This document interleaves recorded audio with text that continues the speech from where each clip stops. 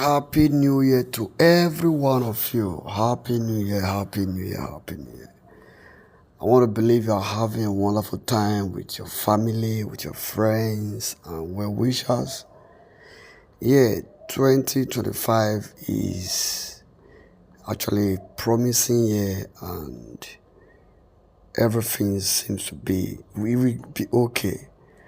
From the kind of prayer point I was raised in the church yesterday, and from the presidential speech, there's so much hope, and with the prayers of the saints, both the Muslims, the Christians, the pagans, with the level of prayers being put in as of yesterday night while transiting into 2025. I believe this year is going to be a robust year for every one of us.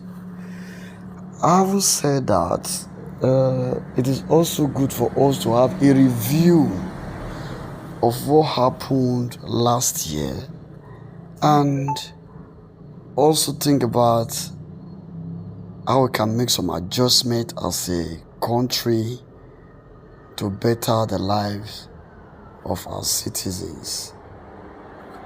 It is crystal clear that some of us are not getting it right, but it is also obvious that a lot of us have also made resolutions concerning our 2025, and we really push so hard to see that we can do better and improve in our lives compared to what's happened in the year 2024.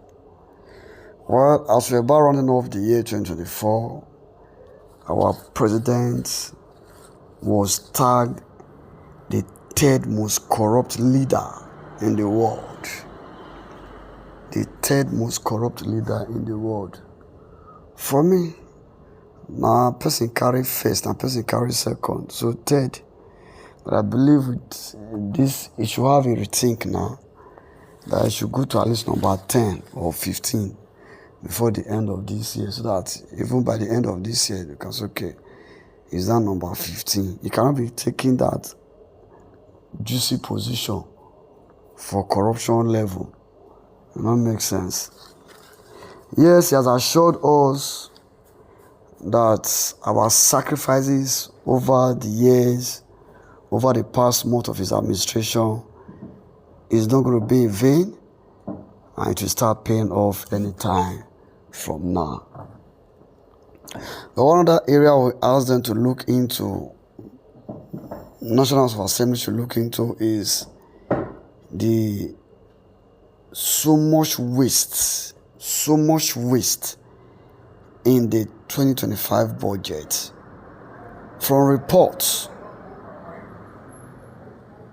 100 million has been earmarked for Independence Day celebration. The 1.4 billion has been budgeted for the renovation of the pool of vehicles at the office of the Secretary General of the Federation. 1.4 billion to repair cars, vehicles, not to buy, just to maintain vehicles. Then, and also to renovate the office of the Secretary General. So, my take is, we have so many engineers in this country that if you give them 10% of what is mentioned there, 10% will be like 140 million. They'll give the same result, if possible better than what you still get with this 1.4 billion. Then also a further review on that budget showed that the office of the Secretary General of the Federation plans to spend 545 million on photocopying machine, that photocopier and office furniture. 545. Some of us are running companies now. Some of us are working in other companies. We know what it is. 545 million for photocopying machine and to do some furniture work in the office of the Secretary General of the Federation. The details of the proposed budget Okay. Other amount proposed in the, okay, I've talked about 100 million, 1.4 million.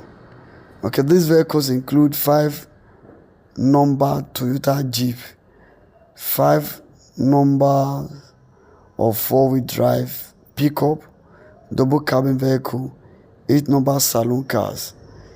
Then a sum of 1.2 billion has been budgeted. Have also been budgeted for the construction of an annex office. Annex office. Another 1 billion is budgeted for the provision of project buses listed as 6 numbers coastal buses. 1 billion for coastal project buses. These are coastal buses, so 5 number 18-seater Toyota buses.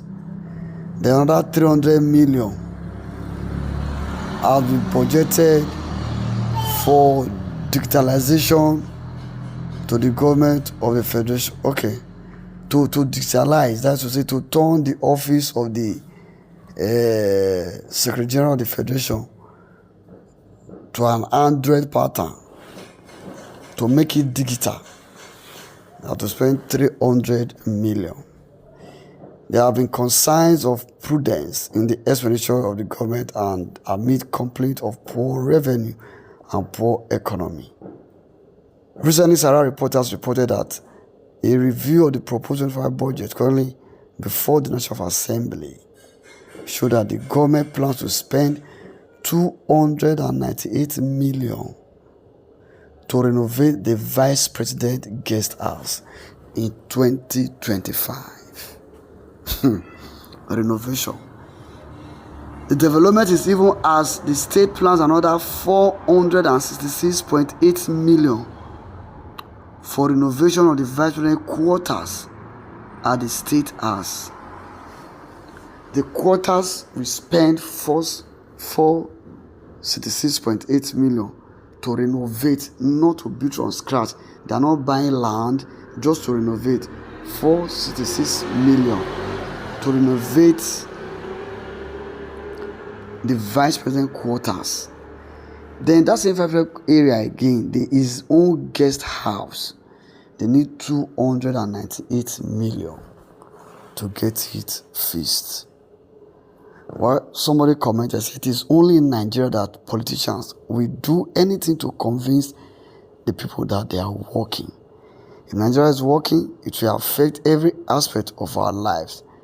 Truth be told, it's only in Nigeria that they will write on paper that this one has happened, that one has happened. To the common man, if it is working, it is working. Transport fare of 200 naira is now 500 naira. So if you tell me it is working, the transport fare will definitely come down. Refinery is doing that. Refinery, this one is working. Port Harcourt refinery is working. Dangote refinery is working. Warri refinery is working. If it is working, why the increase in fuel pump? It should also come down.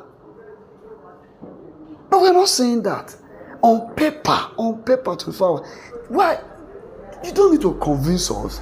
It will be obvious to everyone in the marketplace that the country is working. So they have to do better. You just have to do better.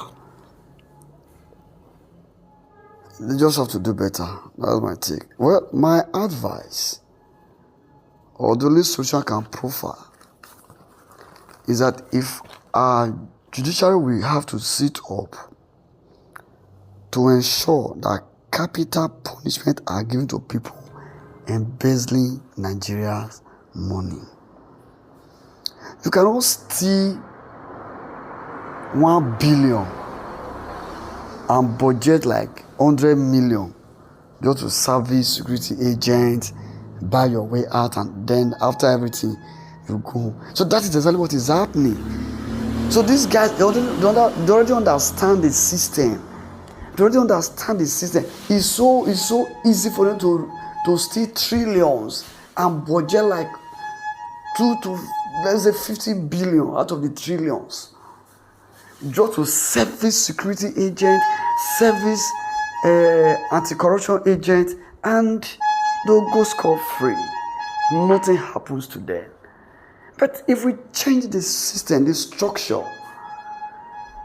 and they are being given capital punishment as criminals, not the kind of Bobrisky said, let them spend 30 years in prison. Join other inmates, condemned criminals, put them there. Others will not do it. So the country is making it so easy for them. I wish Nigeria well.